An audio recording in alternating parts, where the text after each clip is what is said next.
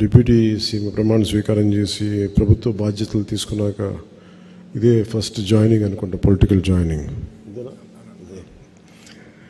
సరే, నాకు ఇష్టమైన వైజాగ్తో మొదలైంది.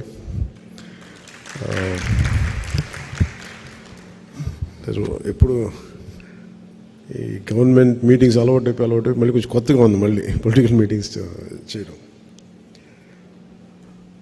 మీకు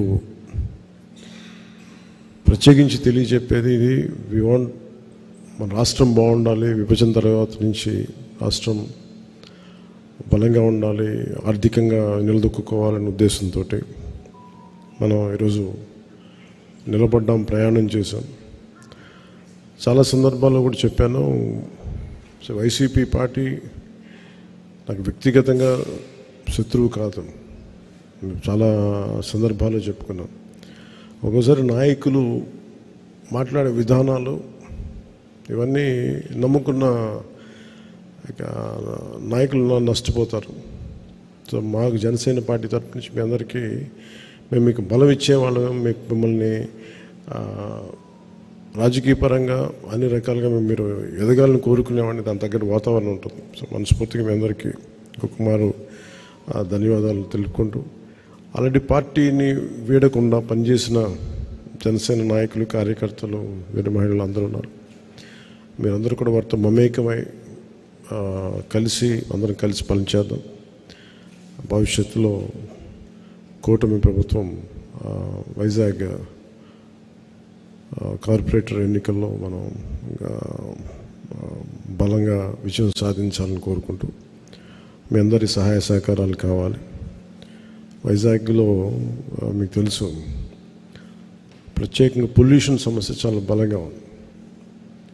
దేశంలో కూడా ఎక్కడ లేనంత పొల్యూషన్, కాలుష్యం, వాయు కాలుష్యం కానీ, పర్యావరణ నీటి కాలుష్యం కానీ చాలా ఎక్కువ ఉన్న నగరం వైజాగ్ జిల్లా.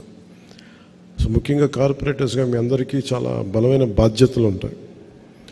ఈ ఎన్వైరన్మెంట్ పొల్యూషన్ బోర్డు శాఖను కూడా నేనే హెడ్ చేస్తూ ఉన్నాను. దాంట్లో భాగంగా నేను వైజాగ్కి వచ్చినప్పుడు మీ దృష్టి కొన్ని సమస్యలు తీసుకొస్తాం. మన ఈ మధ్యన విశాఖ కాలుష్యం ఎలా ఉంది అనేది ప్రత్యేకించి వంశీకృష్ణ యాదవ్ గారు అడిగారు నన్ను అసెంబ్లీలో. ఆయన మొట్టమొదటి అడిగిన చాలా వ్యాలిడ్ ప్రశ్న అది.